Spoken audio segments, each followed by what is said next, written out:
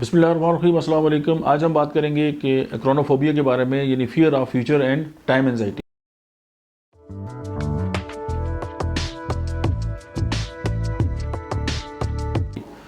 अब होता क्या है कि कुछ लोगों को जो है वो टाइम के साथ जो है उनकी अवेयरनेस जो है वो जो टाइम पास होना है उसके साथ जो है वो इतनी नहीं होती और वो परेशान होते हैं और वो उनको लगता है यार कि ज़िंदगी में उनके पास जो टाइम था वो बड़ा कम है और उन्होंने जो है वो ज़िंदगी में कोई अच्छे काम नहीं किए। और ऐसे लोग जो हैं उनको घड़ी और कैलेंडर देखना भी पसंद नहीं होता और इस बात का गम कि माजी में जो मौके उनको मिले थे उन्होंने ज़ाया कर दिए और वो मतलब मुस्तकबिल के किसी मतलब है कि उन्होंने कोई कामयाबी वगैरह जो है वो हासिल नहीं की।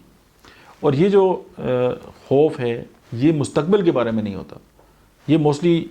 माजी के बारे में है और जो कैलेंडर और घड़ी और ये उसके साथ जो जुड़ी हुई चीज़ें हैं ये उनके साथ रिलेटेड है, यानी पास्ट एंड प्रेजेंट के बारे में, फ्यूचर नो। और ये इसमें जो मेडिसिन है वो अर्जेंटम नाइट्रिकम है जो इसमें काम आती है, आर्सेनिक एल्बम है, ब्रायोनिया है, डिजिटेलिस है, कल्केरिया कार्ब है, कल्केरिया आर्स है, कार्सिनोसिन है, चाइना सल्फ है, साइक्यूटा वायरोसा है, डेल्कामारा है, आयोडियम है, लेक्सिस है, नेट्रोम्योरेटिकम है, एसिडम फॉस्फोरिकम है,